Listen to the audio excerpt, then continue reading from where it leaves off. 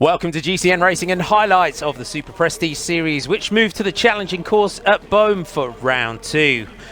Round 1 winner Celine Del Carmen Alvarado was looking to extend her lead in the series. She made a front group that also contained Horst Kastelein, Van der Heijden, Kant, Arzufi, Van Looy and captains. Kastelein from 777 was once again looking good at the head of the race. The long descents would become even more challenging as the race went on. As they came into the pits led by Alvarado, the number of 777 riders pitting became problematic for the mechanics as worst bike was not there. Like any sports, fractions of a second count, but she was quickly up and back on her way, latching on to Inge van der Heijden. Arzufi was pressing on at the front as world champion Sanne Kant was using her raw power to good use to stay with the leaders. Yara Kastelein was the next rider to go and was building a considerable advantage, but on the steep descent, disaster would strike and she would go down heavily. And this would ultimately cost her the lead. Teammate Arzufi and Alvarado were already on the downhill behind. They would make it back up to her. And with Italian Arzufi pressing on at the front, Alvarado went down heavily and Sanne Kant moved up to second. Horst and Kastelein also passed the series leader as she collected herself.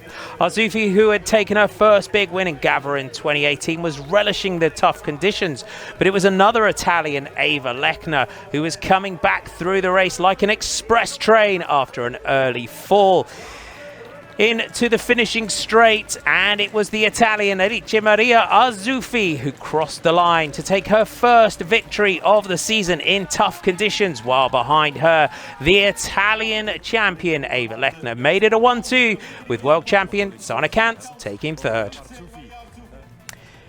In the elite men, round 1 winner Eli Isabit was absent, choosing to concentrate on the following day's World Cup. After bad luck on race 1, Toonarts would have hoped for better. He pulled his foot out just off the start line. The front of the race would give way to a group led by Quinten Hermans, with Van Kessel, Arts, Merlier, Pidcock and Swake all in contention. The order was constantly changing with each section and obstacle. Swake quickly recognised the danger and came past the Telenet Baloise riders to give chase.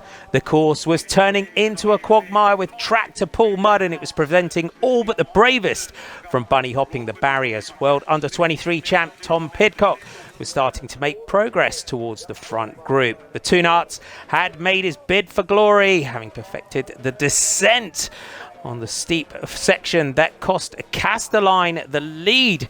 It would eventually claim another victim.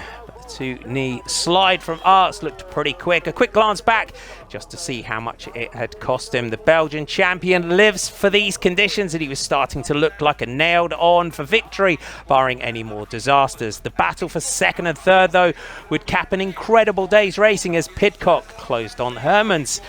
One lap mirroring his opponent. The next time round, though, onto the planks, Pidcock went all in and chose to bunny hop. This would bring him back to the man in front.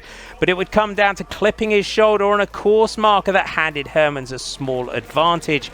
Arts, though, through the mud, took his first win of the 2019-20 season, while behind his teammate Quinten Hermans took second, while the Brit Tom Pidcock rounded out the podium and third place for Trinity Racing.